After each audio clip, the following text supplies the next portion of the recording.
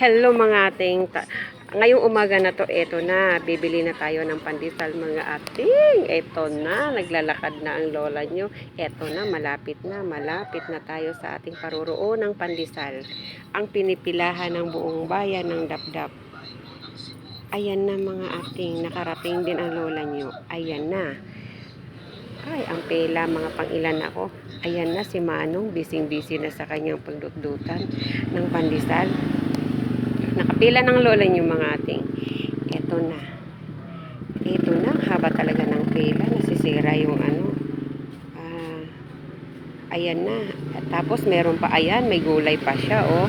May ekstrang gulay pa si Manang. Ayan yung malunggay. Nangangalabit sa akin. Kasi mahilig talaga ako sa malunggay mga ating. Mahilig ako sa malunggay. Ayan na yung pandesal. Ayan po. Yung pandesal, kung lagyan natin ng rate, mga 1 to 10 siya kasi maganda po talaga siya, maganda sa mga bata kasi may kasamang vegetable na malunggay, ganun mga ating. Ayun na, mahaba-haba pa ang pila. Paano pa ba kaya to? Ako'y inom na ng kape eh. Pagkatapos takam na takam ako kapag tinitingnan ko. Takam na ako sa malunggay. Ayan, ang malunggay na pandesal. Si Emong malunggay pandesal. Bakit ba ang sarap mo? Haring malunggay na pandesal. Pagkatapos, ayan. Mahaba pa. Kasi niluluto pa siya. Ayan pa, si nakakotse, si Manong, si Sir. Ayan pa, gusto pang sumingit. Hindi pinagbigyan, kaya lumayas. O, diba?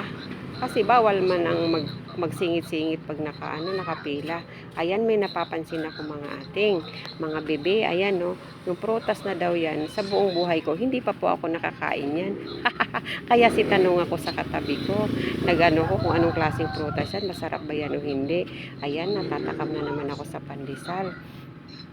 Medyo malapit-lapit na ako ng konti. Ayan na. Si Manong. Sige Manong, baliktarin mo ng bongga. Ayan, may naluto ng isang plansa. Isang plansa ba kaya ng pangalan yan. Ayan, baliktarin mo Manong para matapos na agad.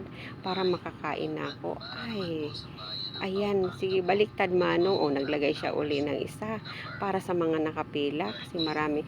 Lalo na po maya-maya, madami nang nakapila yan. Maaga pa po kasi, 5:30 pa.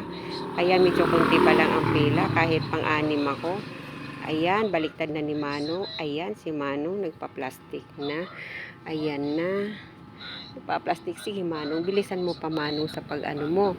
Bilisan mo Manong, bilisan mo at nang kami makakakain na sa iyong pandesal napakasarap kasi nito mga ating. Tigli 5 piso lang siya ating pero malaki, solid na siya. Ang nakakain ko po niyan mga ating pinakamalaki po ay 3 piraso. Ayan, kapag medyo sinisipa ako ng mga bulati ko, kaya 3 piraso. Ayan na mga ating, ako na ang kasunod niyan. Sinuklian na si Manang. Sige, bye-bye Manang. Bye-bye ating Manang. Bye-bye. Ako naman, in 100 years, ito na naman ako. Ayan na, 30 pesos lang kuya. 30 pesos yung Manong, 30 pesos. Ayan na, ang aking pandesal, ilalagay na sa sukot. Kaya ito ngayon, sige lagay Manong, sige lagay. Ay, sa wakas, makakatikim na ako, makakapagkape na ako mga ating. Thank you very much mga ating at ako yung sinisimahan mga bibi. Ayan ang pila Thank you for watching. Bye.